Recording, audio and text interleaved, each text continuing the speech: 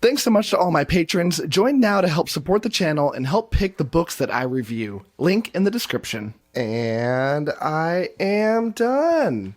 Okay, so I just got done reading A Darkness at Sethanon. This is book 4 of the Riftwar saga series by Raymond E. Feist, and I want to give you my unedited thoughts upon finishing this book, which was literally just right now. So, yeah, this is okay. I'm going to give it a 3 stars. I'm disappointed, certainly.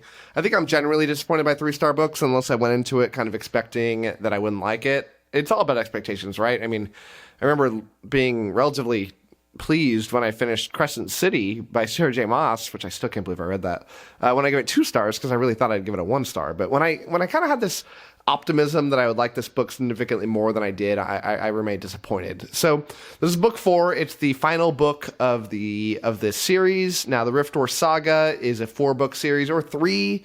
The first 2 books are supposed to really be read at the same time, but they're 2 separate books. Or maybe at one point they were 1, but now they're 2. I don't really know. Shows you how much research I do into my videos before I make them. 0. But be that as it may, this is the end of this series. Now, there's the greater Riftwar cycle, which is a lot of books. There's lots of different series within them. Kind of think like Realm of the Elderlings, where you have these different sub-series, but I don't think you need to read them all chronologically. Maybe you do, but I don't think so. And some of them are co-written. The next in this series, I don't know the name. I think it's the Empire series, which takes place kind of at the same time as this one, but in a different location. And that one was co-written by Janie Wirtz. And I am very excited to read that one because I hear much more positive things about that one than this one. But yeah, still, I just remain disappointed by the ending of a series. Never want my series to end on a 3-star rating, that's for sure. It did enough for me to somewhat enjoy myself, but yeah, just left with this feeling of disappointment. So, you know, the first 2 books in this, in my opinion, are truly great. I mean, they take everything that you would love, at least for me, everything I would love about the old school classic Lord of the Rings type fantasy, this epic old style writing, and improves upon it, and in basically every single way except for, you know, technical prose. Raymond E. Feist doesn't hold kind of a candle to Tolkien, but in terms of all the other beats, like the story beats, I feel like the concepts that are going into it, the characters, the dialogue, all these different things, I much prefer what I read in those first 2 books of Riftwar. The third one had kind of those glimpses of greatness, where I felt like it really dragged for a large portion of the book until we got the reintroduction of a character that is beloved in the first 2. And not just because of that character, but the plot that character embarks upon, I feel like brought that back into the very good quality. I think I gave it 4 stars. But this one just misses the mark. You know, I'm rather confused about the structure of this series. You know, the first 2 books wrapped up what you think is the major core conflict that was established at the beginning of the first book. You know, I was intrigued enough to keep going to figure out where the story would go, but it's so different that it feels like 2 smaller series that just got mushed together with the same characters. You know, the villain of the first 2 books feels unique. It feels fresh. And even though this book was written decades ago, the villain of the second 2 books feels like I've read about this guy 1,000 times, and it just felt disappointing. You know, I find many times in series that I read where I feel like the series has wrapped up after a book or 2.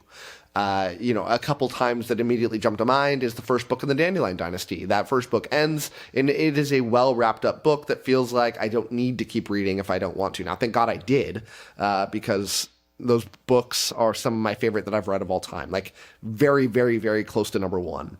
But, you know, that first book wraps it up, and it takes it, and it's fun sometimes in these moments to say, like, oh, I have no idea where the author's going. I can't wait to find out. And because most of the time you do know where the author's going. They set up this promise at the beginning, and we're going to get some sort of resolution to that promise at the end. But when they seemingly fulfill that promise after a book, it's fun. Robin Hobb did this again in her the Tawny Man trilogy. I felt like after that first book, or maybe the second book, but I think the first one, it's like, oh, we're done. Where are we possibly going in the next book? Now, thank God, because I found the first book of those 3 to be the weakest of the 3. And I while I liked the first one, I loved the next two. But yeah, this is an odd choice because it did that, but it didn't improve upon it. It made it weaker. So yeah, those are my general thoughts. Let's go through some of the specific aspects of this. Let's talk first about the plot. So I'm going to talk some light spoilers here since this book has been around forever. And most of you have either read it or have no plans to. In general, at the start of this series, you've got this main character, Pug, and his best friend, Thomas, or Tomas. I think it's Thomas, with no H.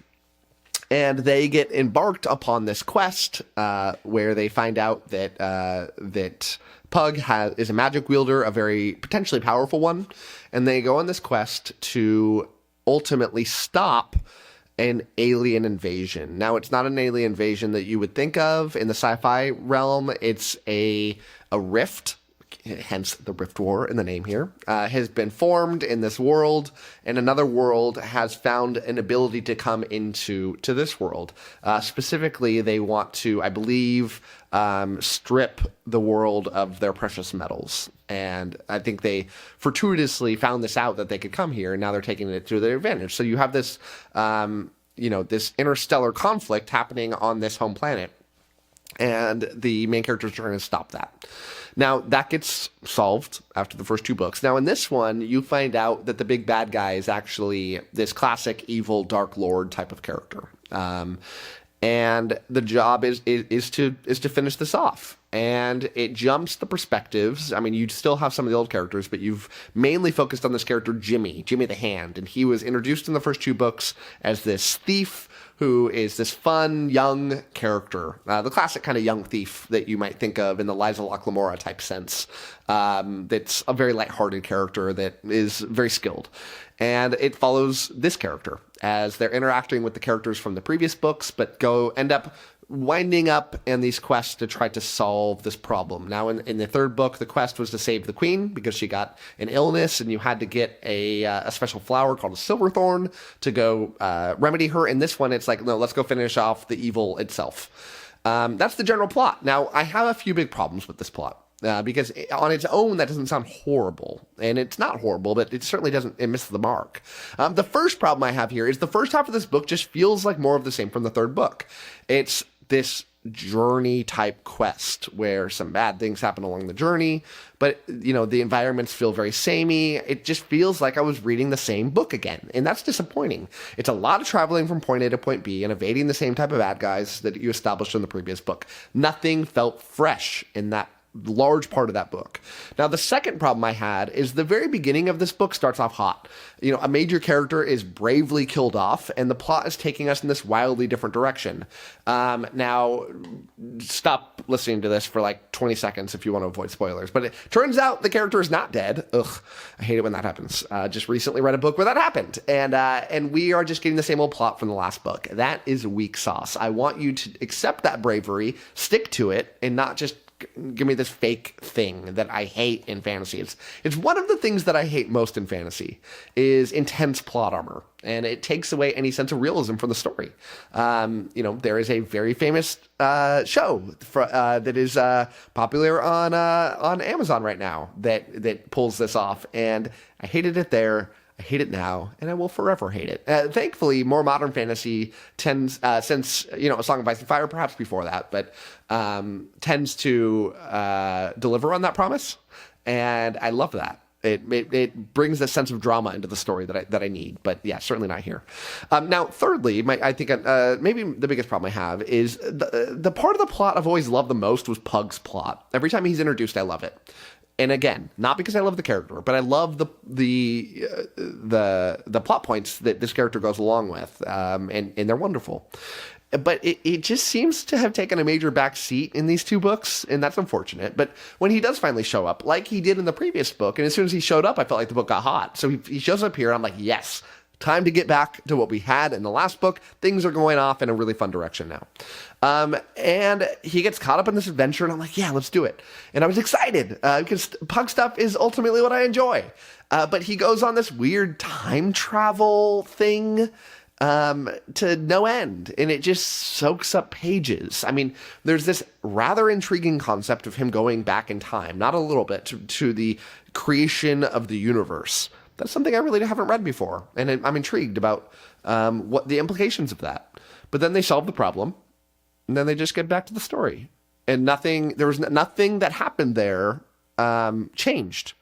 And that is crazy to me. It just felt like a waste of pages. And not only did it feel like a waste of pages, it felt like you set up this fun premise to not deliver on. Ugh. Let's kind of quickly go through some others here. The world building, I feel like it's good. I do enjoy the world building in this series.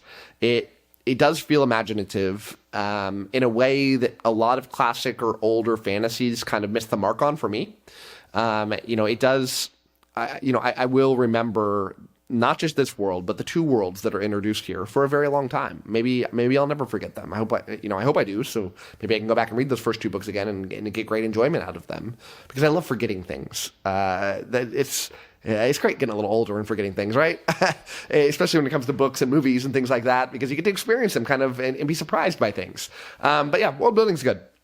The fantasy elements here, I feel like, are decent. I think the riffs themselves are very intriguing. They're fun. I like them. The magic is at its core, a very soft magic system. You've got the magic, no idea where it comes from, but you got it. And let's do some cool magic. And yeah, whatever. There's elves and dragons and things that I loved, but they're really focused on those first two books. In these ones, it's mostly about the humans and these dark powers that fight against them that don't feel that interesting to me. So yeah, fantasy elements kind of gets a miss from me. In terms of the characters, I actually think the characters are rather entertaining. I've gotten attached to these characters, even though I don't love the plots that they're engaged in and the journey that they go on. The characters themselves feel homey to me, and I like them. I especially like when we get a character that is pulled away from the story for a while, and you get to go back to them, and it's like, feels like, a little piece of home again. And so, yeah, characters, very well done. The prose, I feel like, is mediocre. Nothing special, nothing bad. I say this a lot about fantasy books, but, I feel like there's a ton of books that are just, you need this certain technical expertise to be a good writer. Above that is great. But a lot of writers are at that level, and that's cool, because I don't need perfect prose for me to enjoy a story. But yeah, that's kind of in the realm this is in. So ultimately, who do I recommend this to? I don't know that I recommend this book to anybody. I recommend reading the Riftwar saga and stopping after the first two books. You don't need to keep going. The first two books end in such a great spot, and don't ruin things by these third and fourth books. And I know that my feelings aren't uncommon, because I can't tell you how many people tell me, skip this book, just go straight into the Empire series that people love. I was tempted to do that, but I got this channel, and ultimately, you read 3 books in a series that's 4 books long. They're not terribly long books. I'm stuck in. I'm going to do it, but I kind of wish I did, because it just feels like I kind of wasted my time a little bit. Nothing horrible, just a lot of missed potential. So, but I do recommend the first 2 books to anybody that loves the classic old fantasy type of thing. I mean, if you are a Lord of the Rings fan and you also don't need a book to have that prose that the first book does, or the insane amount of world building, like overly done world building in some ways, understanding who the great-great-great-great-great-grandparent of a random character is, I think you're going to love this, because the plot points are just wonderful. I think a lot of modern fantasy readers, which is what I am strongly primarily, will enjoy this too. So I recommend the first 2 books to pretty much everybody that would watch this channel. And unless you're just like I like urban fantasy, or I like, these very specific kind of niches, it's gonna work out really well for you. Just, you don't need to read the next books. Just move on with me to the next book, which I'll read in a few months now. So that is it for me. Thank you so much for watching, and as always, happy reading to you. Thanks again to all my patrons, with a special shout out to my Ascendant tier and Librarian tier patrons: Anna G, CJ, Doust, Darren, Gregory, JD, Jonathan, Nathan T, Nev's Book Channel, 𝐿, Ron Reich, Russell, Ryan L, Sydney Baker, Tay C, Tahir, Anna, Andra, Blair, Brock, Evan, Harry B, Joe UK, Kat Mick, Michael Sugarman, Philippe, Sky, Wacky, and Zion. Thanks for sticking to the end of this video, and if you want to watch some more content from my channel, click over here and I've got some good videos for you. Thanks so much.